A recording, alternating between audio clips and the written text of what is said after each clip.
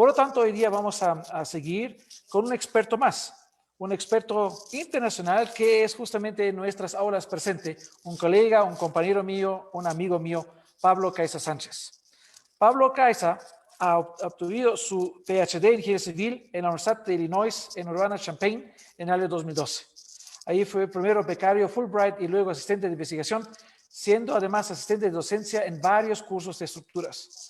Tomó asignaturas tales como hormigón armado 2, estructuras de acero 2, hormigón preesforzado, métodos con elementos finitos, mecánica estructural, dinámica estructural, ingeniería sísmica, análisis de riesgos y toma de decisiones, cimentaciones profundas, optimización estructural, hormigón, madera, acero. Previamente obtuvo su maestría en ciencias en estructuras en la Escuela Politécnica Nacional de Quito y fue el mejor graduado de ingeniería civil en la Escuela Politécnica del Ejército en nuestra ESPE. También realizó cursos de posgrado en la Middle Tennessee State University en Estados Unidos y en la Fachhochschule Hildesheim-Holzminden en Alemania. Sus principales temas de investigación son el análisis y diseño de estructuras con diferentes sistemas resistentes a cargas sísmicas, compartimiento no lineal de estructuras, monitoreo estructural, sistemas de aislamiento y de disipación de energía, interacción suelo-estructura, considerado fenómenos tales como liquefacción y radiación de energía a través de suelo. Tengo el gran placer y el honor de dejar con ustedes mi compañero, mi amigo Pablo Caiza, con su charla magistral que tiene el título Modelación de la vulnerabilidad física de estructuras ante eventos naturales extremos. Todos con Pablo. Pablo. Muchas gracias, Teo. Voy a compartir mi pantalla.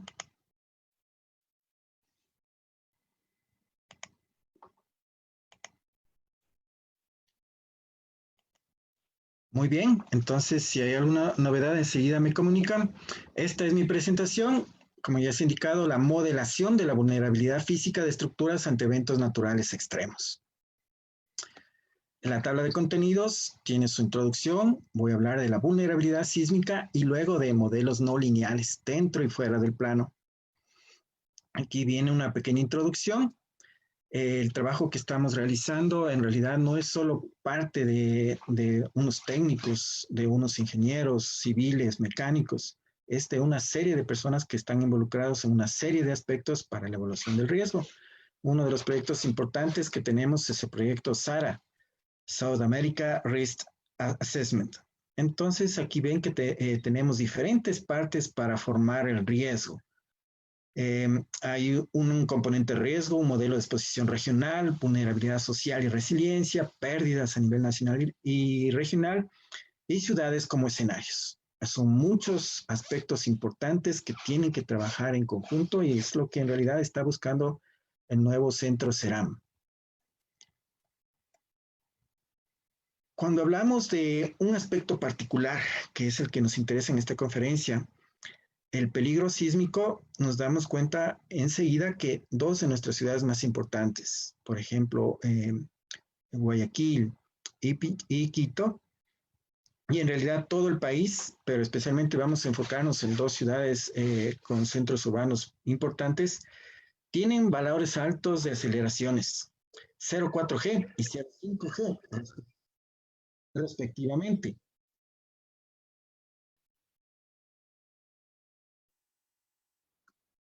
Es necesario que alguien cierre, por favor, su micrófono. Por favor, apagan sus micrófonos todos, menos del expositor, por favor. Muchas gracias. Entonces, cuando vemos lo de peligro sísmico, definitivamente el nivel es alto. Y cuando nos referimos al área de ingeniería estructural y vemos los tipos de estructuras que tenemos, un tipo de estos, las viviendas de hormigón armado con losas macizas, losas planas o losas mermadas, un nombre muy específico, es muy común. Existen muchas viviendas de este tipo aquí en nuestro país. Fíjense en que conocemos a través de muchas declaraciones, de informaciones de todo tipo. Aquí hay reportes de algunos periódicos en el 2007, de páginas virtuales aquí en este año 2021, nos indican que el 60% de nuestras edificaciones en nuestro distrito metropolitano de Quito, en la capital del Ecuador, son informales. Inmediatamente salen las palabras que es necesario pensar en reforzamiento de estas estructuras y en caso de que no se pueda reforzar, hay que pensar en estrategias de reubicación. Pero nosotros en realidad hemos realizado mucho trabajo previo. Es cierto, está disperso, pero es el momento entonces de reunir esos trabajos. Tenemos el Atlas de Amenazas Naturales y Exposición de Infraestructura de Quito. Tenemos la microzonificación sísmica de Quito, publicaciones importantes. Tenemos este proyecto GEMA del Global Earthquake Model y el proyecto SARA. También nuestra universidad, la de Fuerzas Armadas, ESPE, ha trabajado en conjunto con JICA, con el Colegio de Ingenieros Civiles de Pichincha, y ha publicado este manual para la regulación de procesos constructivos.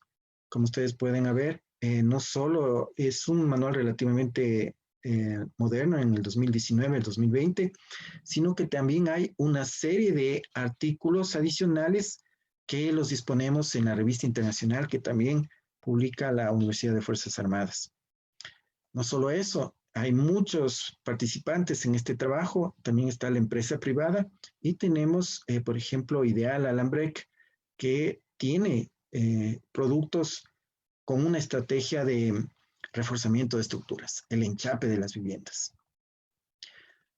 Por último, y no por eso menos importante, en realidad un componente esencial para esta reunión, este trabajo que necesitamos hacer, el municipio, el gobierno, ¿no es cierto? Y aquí vemos 17 de mayo del 2017 ya la necesidad de realizar unas ordenanzas que determinen la planificación ante riesgo sísmico y regule la obtención de certificado habilitante para construcciones, certificado habilitante de riesgo sísmico y telúrico. Es construcciones, estructuras y edificaciones en el distrito metropolitano de Quito. Hay un primer paso importante que es ver el problema. Y entonces, no técnicamente, pero por lo menos ya darles legalidad a muchos barrios que son completamente informales. En la vulnerabilidad sísmica se han realizado algunos trabajos. Aquí tengo, por ejemplo, la tesis de Jonathan Gualoto y Omar Kerenbaz, Sanguquí 2019, en que se analiza la vulnerabilidad sísmica del barrio Solanda, sector 1. ¿Cierto? El objetivo es determinar la vulnerabilidad sísmica de los inmuebles en el barrio Solanda, sector 1, aplicando ensayo de campo e inspección visual para analizar la susceptibilidad de las estructuras ante un evento sísmico. Aquí está la zona de estudio, ¿cierto? Son 20 hectáreas, 1.853 viviendas y se ha obtenido una muestra representativa con los respectivos índices matemáticos de por lo menos 95 viviendas. Y hay algo interesante. Este era un plan pensado y construido únicamente con viviendas de un piso. En el 2019, cuando se realizó esta tesis, básicamente hay un 45.26% de estructuras de 2 pisos, un 47.37% de estructuras de 3 pisos. Es algo que entonces nos deja pensando porque los tipos de estructuras no son estáticos, van cambiando con el tiempo. Van mostrando las venturas y las desventuras de las personas que viven en el barrio, ¿no? Y definitivamente con momentos muy malos y otros momentos mejores, el barrio ha crecido mucho. Ha habido podríamos decir, un influjo de dinero importante. Estructuras de 2, 3 pisos, no solo eso, sino 4 o 5 pisos. Lo interesante es que son unas especies de Frankenstein, estructuras que fueron construidas por etapas, una después de otras, sin tomar en cuenta, sin pensar desde un primer momento hasta dónde se iba a llegar. Y los problemas son evidentes. Por ejemplo, hay algo muy grave que es la humedad por filtración. Y eso se debe fundamentalmente a que son hormigones porosos. Demasiado agua durante la construcción. Cuando se seca, quedan los poros, vuelve a llover, se llenan los poros y entra el agua. ¿cierto? Es un fenómeno gravísimo. No solo eso, sino que también hay las paredes, parecen que están todas ellas con mucha humedad, ¿no? En desprendimientos de recubrimiento. Pero no solo es humedad, es la calidad del material que está construyendo. Y básicamente todos, absolutamente todos en la ciudad de Quito hemos tenido en algún momento un problema con nuestros desprendimientos de recubrimientos, que en realidad son reacciones álcali-sílice, mala calidad de los áridos que forman nuestros materiales. Y cuando vemos los resultados para la muestra que se realizó, observamos que un 40% en el momento en que se efectuó la muestra tenía problemas de humedad. Peor en momentos de invierno, ¿no? Esta muestra se realizó en una época de verano. 40% de las estructuras con estas enormes debilidades. Unos problemas que a nosotros nos preocupan mucho, las columnas cortas, porque son elementos que fracasan frágilmente de un momento a otro sin dar tiempo para evacuar las estructuras. Y eso tiene, por lo menos, tiene un 12% de estructuras este problema, un problema que produce fallas catastróficas. Cuando vemos el riesgo de golpeteo, estos barrios construidos uno al lado del otro, las estructuras, quisiéramos que todos ellos, todas estas estructuras estando tan pegadas, trabajaran juntas, pero son niveles diferentes. Están juntas, pero no revueltas, ¿no es cierto? Y entonces se van a golpear las unas contra las otras. 100%. Todas las estructuras van a tener este problema. Se van a golpear unas contra otras y van a producir el colapso de muchas de ellas. Y algo también importantísimo, todos construimos nuestros parapetos, nuestros antepechos en la parte superior de nuestras casas, que tienen la tendencia de caerse y matar a las personas durante sismos. 92.8%. ¿Ya? Entonces, evaluamos con unos registros rápidos el registro norteamericano FEMA P154 y, como era de esperarse, nos dijo vulnerabilidad alta o muy alta de todo el barrio. Pero eso no nos sirve. ¿Cómo va a servirnos algo que ya sabíamos desde un comienzo? Entonces, estas normas aplicadas aquí en el país no nos sirven porque no son suficientemente sensibles. Tenemos que hacerlos de una manera diferente y desde el principio, ¿cierto? Hay un montón de errores que están escondidos detrás de la pintura, escondidos detrás de una puerta, ¿no es cierto? Que no los vemos inmediatamente. Quizá vemos la estructura regular, pero no podemos ver lo que está un poquito detrás de ella. Necesitamos más información. Entonces hay un índice importante que es la altura total de la edificación dividido para el periodo fundamental de la estructura. Cómo vibra la estructura cuando haya un movimiento dinámico. No más que ese periodo fundamental de la estructura es necesario medirlo usando acelerómetros. Y eso es lo que proponemos nosotros. Que desde un principio, no basándonos en normas norteamericanas o en cualquier otro tipo de normas que no son suficientemente sensibles. Desde un principio, las municipalidades estén dotadas con acelerómetros para que vayan equipos de exploración a los diferentes barrios, muy bien equipados con estos instrumentos y puedan determinar periodos de vibración, los cuales ahora sí, revisando, por ejemplo, para viviendas de 2 pisos, vemos una variación en estos periodos y entonces mientras más grande es el periodo, más flexible, más vulnerable es la estructura, vemos que habría que tener precaución, mirando nomás este gráfico, en por lo menos 5 de las edificaciones. Hay que tener todavía precaución en 12 y 14, otras 26 edificaciones. Y podríamos hacer recomendaciones generales, pero ya no tan urgentes a otras 12 edificaciones adicionales. Es importante esta primera idea de no limitarnos a las normas extranjeras, sino a tomar en cuenta nuestra realidad y esta realidad interesantísima nuestra de que la estructura va variando con el tiempo. Correcto. Aquí está la gente que trabaja, los estudiantes, los profesores, y la idea importante de difundir este conocimiento con otras personas. Aquí hay un resumen que nos dice definitivamente que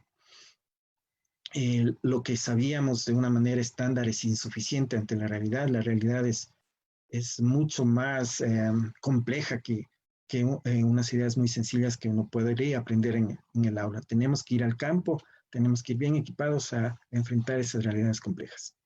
Tenemos otra tesis más, ¿cierto? Guía de reforzamiento para estructuras informales aporticadas. Entonces decimos nosotros, cojamos estructuras regulares, con planos, sin problemas aparentemente, ¿no es cierto? Unos cubitos de 2 y 3 pisos y veamos cómo se comportan. Estas son las viviendas comunes en la ciudad, ¿ya? Estas son sus características. Y cuando vemos las cargas de diseño que son capaces de soportar versus las cargas a partir de las cuales hay daño, todas estas estructuras van a sufrir daño. Increíble. Una estructura tan sencilla como la de 2 pisos, la de 3 pisos, muy uniforme, va a sufrir daño. Pero nosotros sabemos por experiencia que estas estructuras, en realidad, los daños no son tan extensos como estos resultados nos están mostrando. Entonces, ¿cuál es el elemento que hace la diferencia? Son las paredes. Las paredes están jugando como un elemento ya no estructural, un elemento con una importancia estructural alta. Es por la forma de construir aquí en el país, las mamposterías no pueden ser dejadas de lado. Claro, nosotros hacemos nuestros interesantes análisis estáticos no lineales, hacemos nuestras curvas, comparamos con historias en el tiempo no lineales. Si hay unas diferencias, hay un 30% de diferencia cuando hacemos estos análisis más elaborados, entonces realmente se necesitan. Pero el problema es cómo modelar la mampostería, ¿cierto? Y la mampostería es un elemento que está formado, es un cuerpo compuesto, está formado por bloques y también por mortero. Y a veces no falla el bloque, falla el mortero. Y cuando falla el mortero se produce una abertura pequeña como la que está aquí dibujada, tal vez se pueda marcar. Veamos. Bueno, aquí va. Estoy tratando de encontrar el puntero. Aquí está. ¿Ya? Miren, acá ha quedado libre un pequeño trozo debido a fallas de adherencia entre el mortero y los bloques. Y un pequeño trozo libre es una columna corta. Un elemento que tiene una falla frágil que no avisa. Un elemento que puede producir el colapso de un instante a otro, un colapso catastrófico de la vivienda. Aquí hay algunas ecuaciones que nos dicen que en realidad tenemos que tomar en cuenta la resistencia de los bloques, pero también la resistencia del mortero. Y cuando hacemos los modelos, podemos representar a través de una diagonal, le representamos el comportamiento de la mampostería, pero miren que no llega a la unión justo de viga y columna, sino un poquito más bajo, para crear lo que sabemos que está ocurriendo en nuestros países, unas columnas cortas, con unas fallas catastróficas muy probables. Y este elemento de por acá es un elemento no lineal, que no tiene fuerzas y deformaciones directamente proporcionales. Los gráficos que se obtienen muestran, por ejemplo, que la mampostería se rompe de una manera frágil. Pero cuando representamos estos modelos de mampostería con nuestro software, pues tenemos dos alternativas, ¿cierto? El software comercial, por ejemplo, Seinustract, aquí a la derecha, que nos da unas soluciones suficientemente precisas de lo que estamos buscando de comportamiento de mampostería. Pero creo que preferimos este otro software, el OpenSys, porque nos permite ser creativos y añadir características propias de lo que estamos viendo en nuestra realidad. Entonces, estos modelos son importantes porque ya sabemos que no solo es el pórtico lo que funciona, la viga y la columna, sino también las mamposterías de relleno que son típicas en nuestro país. Aquí están los modelos relativamente sofisticados y que nos hacen caer en cuenta que las mamposterías no solo trabajan dentro del plano como una diagonal, sino que también trabajan fuera de su plano, cuando se les empuja y se caen, y que eso puede acelerar el proceso de rotura.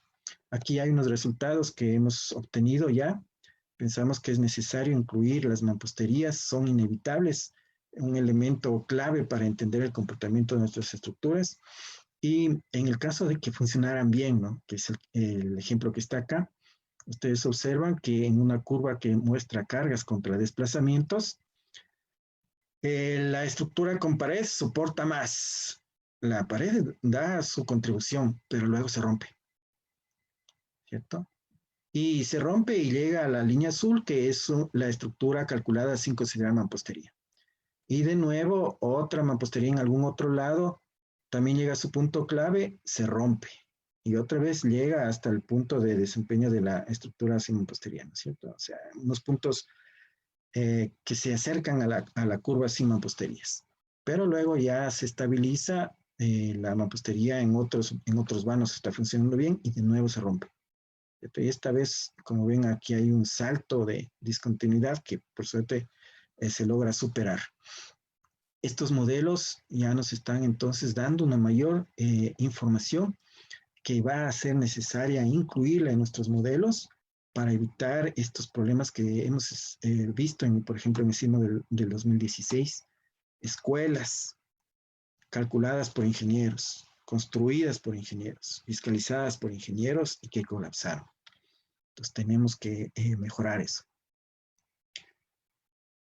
La vulnerabilidad estructural de las edificaciones en Ecuador es muy alta. Muchos problemas están escondidos detrás de fachadas muy tenues. Uno no los puede ver definitivamente. Uno ve y ve un bloque uniforme.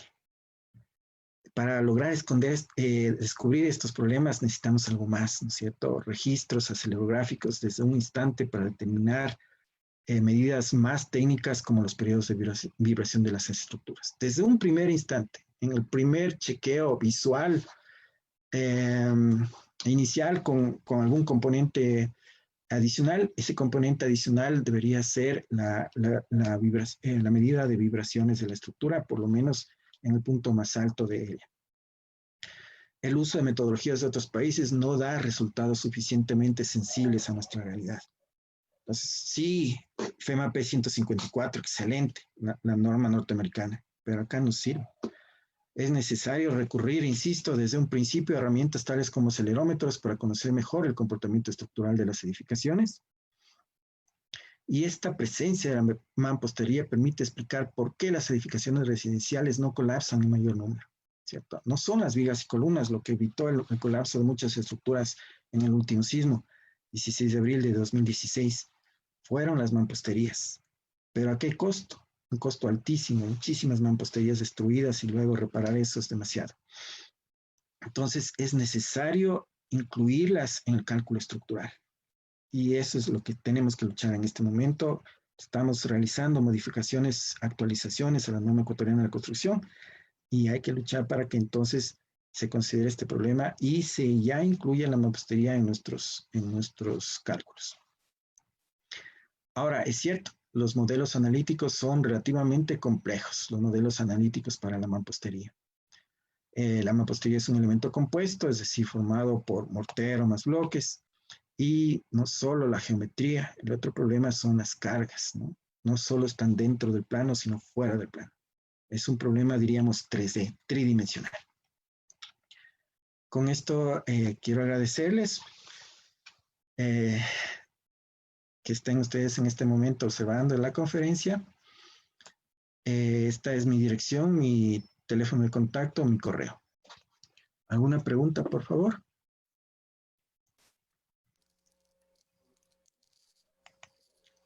Muchas gracias, Pablo. Estamos muy a tiempo. Muchas gracias por realmente conferencia magistral de lo que es tu expertise, una de las muchas, debo decirlo así, de verdad. Tenemos tiempo para preguntas, por favor. Si quieren en este momento ponerla una.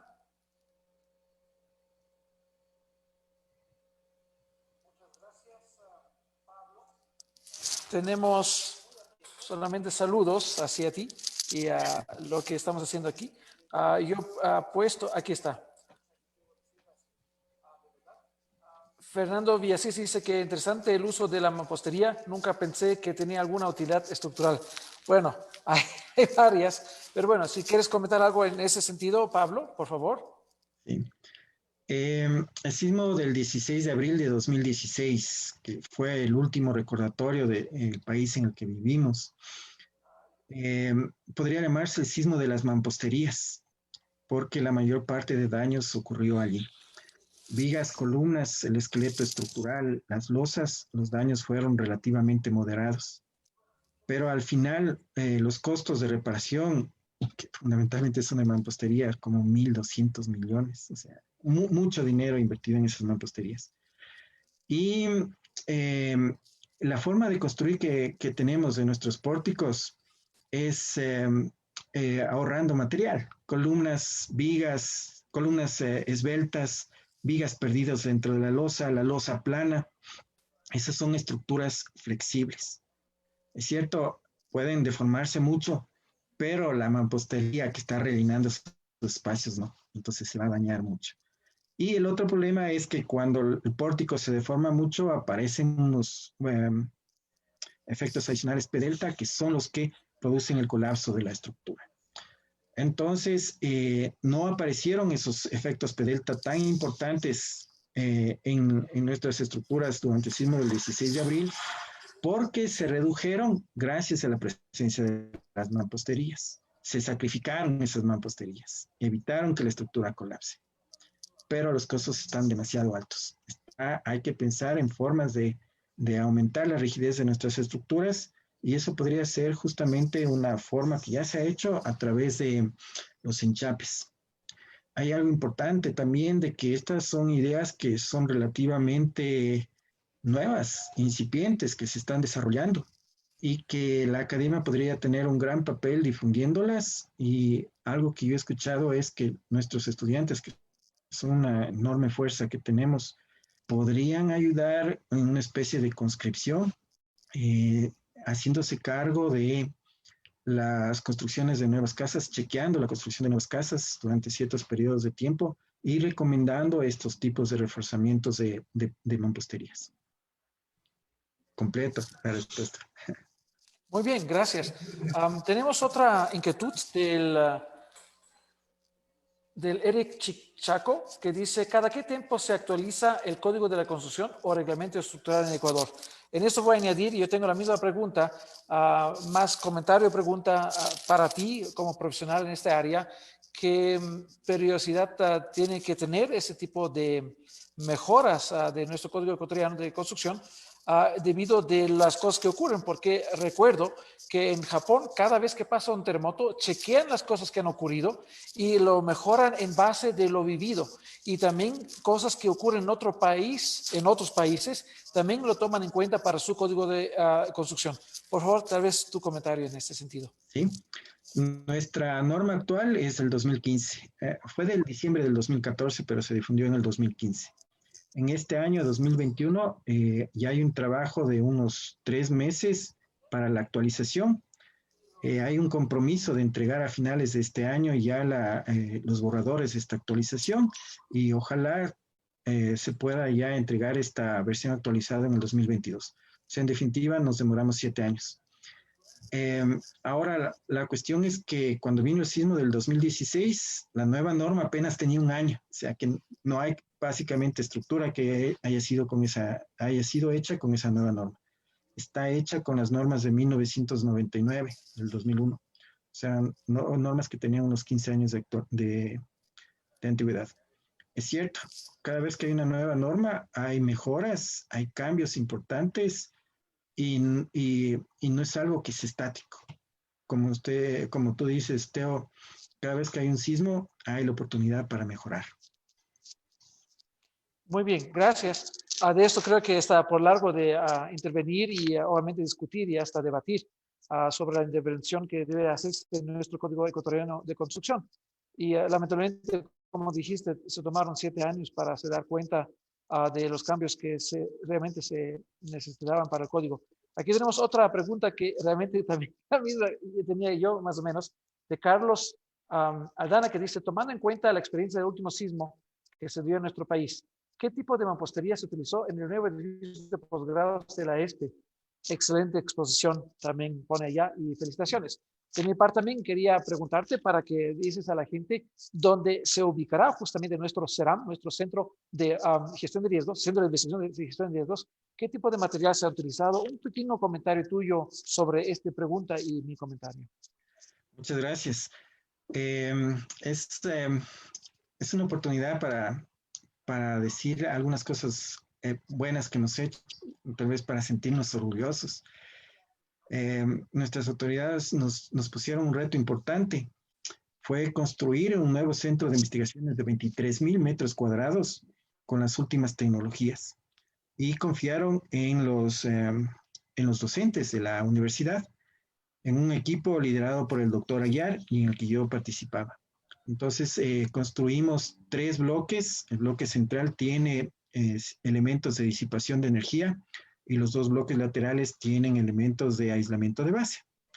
Ahora son estructuras que no es que van a resistir al sismo directamente, no le van a coger al cuerno de los toros, al toro de los cuernos, no le van a coger al toro de los cuernos, no van a resistir frente a frente contra el sismo, sino que obviamente con su capa le van a torear, le van a hacer el quite, con estos sistemas en la parte inferior, con estos sistemas de disipación, que en realidad es la idea inteligente, ¿no? Un torero no le coge al toro de los cuernos, le hace el quite. Pero cambia la forma de comportarse las estructuras, se desplaza, tiene unas aceleraciones fuertes, no hay daños en nuestros nuevos sistemas estructurales, pero hay grandes aceleraciones. Y entonces las paredes comunes y corrientes de bloques que hacemos aquí en el Ecuador no sirven. Son estructuras con demasiada masa y se van a voltear y van a matar. Entonces hicimos paneles con estructura autoportante. Toda la estructura está construida de forma que la masa está reducida y cada pared es independiente de la estructura. Es lo que hicimos. Cambiamos las cosas. Nos ha costado mucho, pero lo hicimos. Muy bien, un ejemplo para el país. Realmente es una joya dentro de nuestro campus, que es realmente un campus muy lindo, realmente bello y excepcional para un país como andino, así lo diría realmente, más allá de la región. Y de este extraordinario campus se rescata esta joya donde tú realmente con Roberto Aguiar han hecho realmente una obra maestra. Tenemos una última pregunta, por favor, corta la respuesta para que nos quedamos en la agenda de nuestra sesión de esta tarde, que es, tenemos 2 preguntas actualmente. Uno es, no, 3. Por favor, cortas respuestas. Queremos realmente respetar todos los comentarios y preguntas de la gente que nos siguen a través de Facebook en vivo. De Dylan Vaca Lesgano es la pregunta: ¿cuánto se aísla la mampostería? ¿También influye en el cálculo estructural? Esto primero, por favor, corta respuesta. Cuando se aísla, no interviene, pero tiene que ser autoportante. Ok, excelente. La siguiente sería: ¿cuáles son los mejores materiales o técnicas para el uso de enchapes? La técnica más económica es una malla electrosoldada dentro del enlucido. Esto era de Natalie Batallas, ahora de Manuel Simbaña. Tomando en cuenta que la mayoría de construcciones en el país no son construidas adecuadamente, ¿cómo se podría reducir el riesgo, supongo, el riesgo de los sismos? No está completamente escrito. Sí, hay que justamente realizar una conscripción. Necesitamos grupos de personas que vayan y examinen las estructuras y luego hagan propuestas como reforzar ciertas paredes, ciertos núcleos de la casa para aumentar su rigidez y disminuir su vulnerabilidad. Muy bien, excelente como siempre. Realmente es un honor mío decir que eres mi compañero en nuestro departamento y realmente un experto reconocido internacionalmente. Gracias, Pablo, por tu intervención. Vamos a seguir con el siguiente exponente. Muchas gracias. Gracias a ustedes.